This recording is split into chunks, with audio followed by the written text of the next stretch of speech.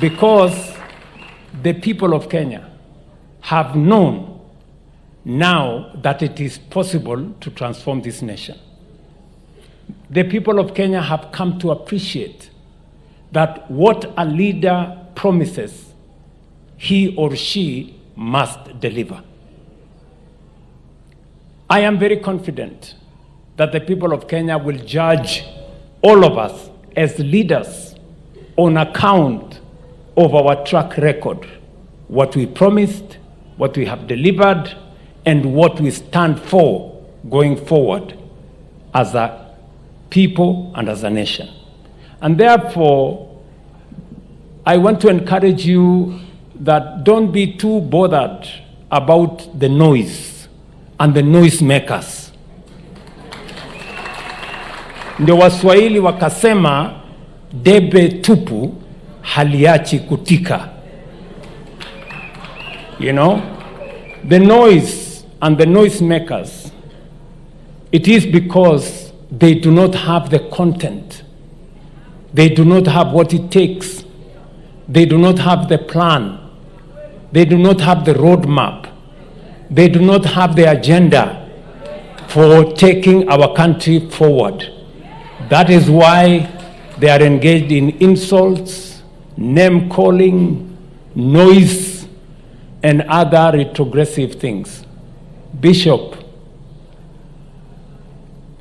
as you pray for our nation, as you look at us, there is a world of a difference between the men and the women who have a plan, who have an agenda for our nation, and the people who are insulting others. You will hear many names out there. You will hear a lot of noise out there. But as a nation, we should never be distracted. We should never be distracted. We have demonstrated to this nation that it is possible for leaders to lead and to deliver on the commitments they have made. When I came here in Bondo, I promised the people of this county that the politics of exclusion that have been part and parcel of our politics for far too long was coming to an end. I stand here proudly today in Siaya County to say that Siaya County today is as part of Kenya in terms of development as any other part of the Republic of Kenya. Here in Bondo, we are constructing 300 kilometers, new kilometers of road in Siaya County. If you look at our budget this year, we have 4.6 billion shillings, the highest allocation ever in this county for our roads. The Goe Bridge, your member of parliament, has been in construction for long. I want to promise the people of this county that that bridge will be complete this year. The Bondo-Liunda Road, I am coming back here next month to come and start the construction of that road. And not just that road, many other roads. We have about 7 new roads in this Siaya County. And it is not just in this Siaya County, it is in the Republic of Kenya. We had many stalled roads, thousands of stalled roads. And that is why I asked the people of Kenya that we need to change the way we do stuff in our country. Today, I confidently stand here that we had a tattered economy, we had a difficult economy, we had an economy that was facing serious challenges. By God's grace, by God's help, God has helped us heal our economy. Today, our economy is on sound footing. We have begun the difficult but right journey to begin to repay our debts. If you look at the numbers today, even the statistics that were shown last week, we have accelerated the payment of debts. We have reduced the accumulation of debt that was threatening our country. Our economy is now sound. We have resources to run our development.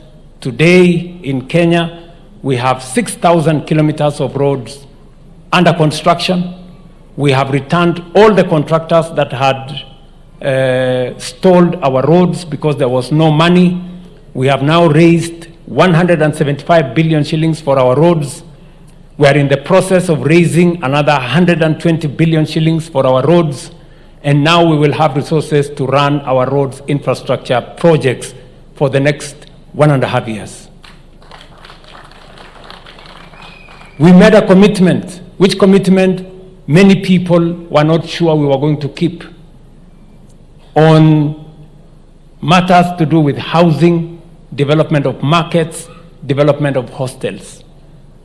I can stand here as I do today in Siaya, that in Siaya County alone, we have projects for housing, we have projects for markets, we have projects for hostels worth 28 billion shillings, the highest ever in 1 year in the Republic of Kenya in any county. Here in this region, we know, as has been said here, it is a county rich in blue economy.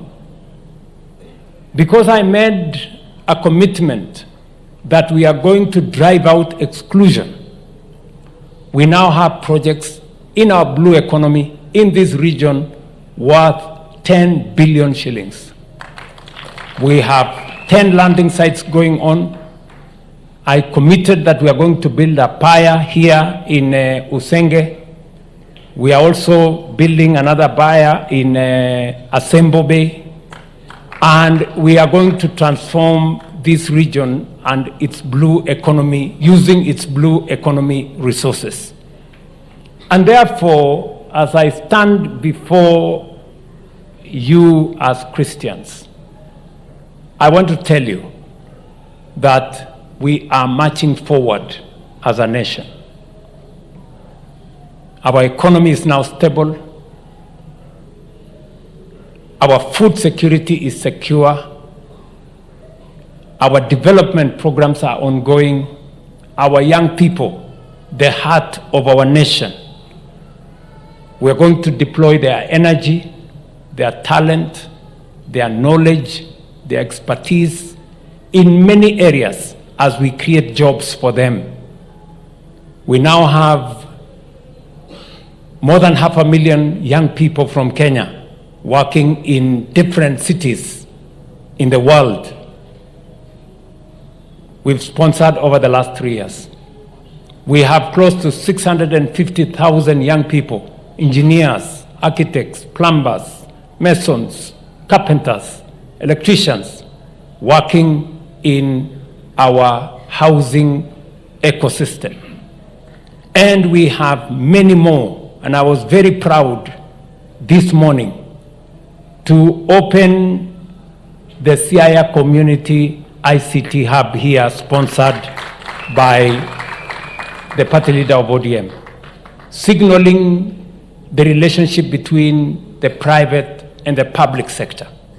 In that space of the digital economy, we have 330,000 young Kenyans working, either with digital jobs or digital commerce.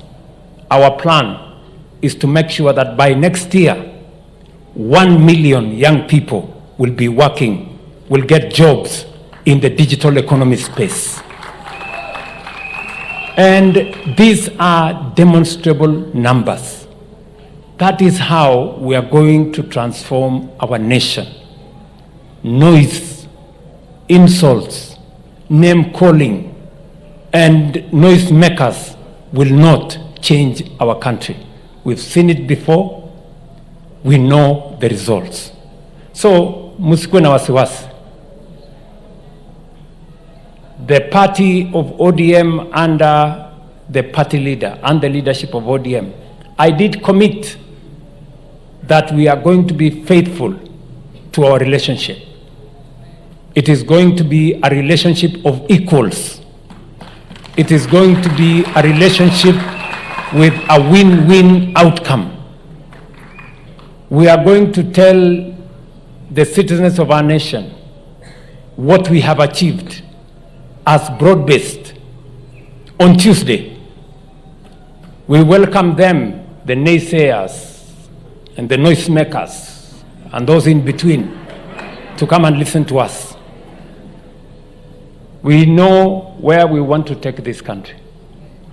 We have executed the 10-point agenda, and we have a report to the members of our political parties and to the people of Kenya of what has been done, what has been achieved in devolution, what has been achieved in inclusion, what has been achieved in the fight against corruption, what has been achieved in making government effective, what has been achieved in making sure that we deal with the challenges that came with demonstrations and all the other issues. So we have a report that we are confident captures what has happened and captures the reality of our nation.